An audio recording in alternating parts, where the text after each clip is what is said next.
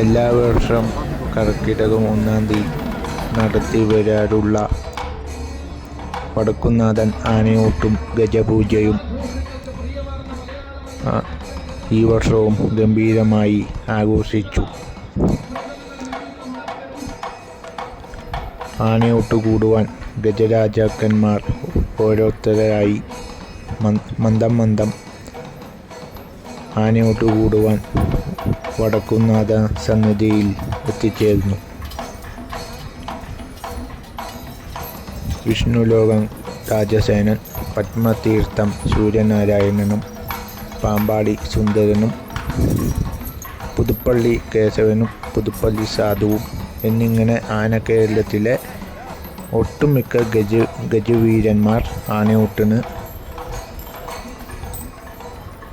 ആനയൂട്ട് കൂടുവാൻ വടക്കുംനാഥ ക്ഷേത്രത്തിൽ അണിനിരന്നു.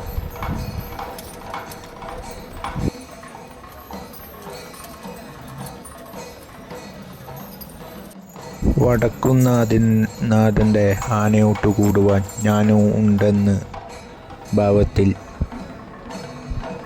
പാറമേക്കാവിൻ്റെ വരുംകാല പൂരനായകനുമായ പാറമേക്കാവ് കാശിനാഥനും ഉണ്ടായിരുന്നു.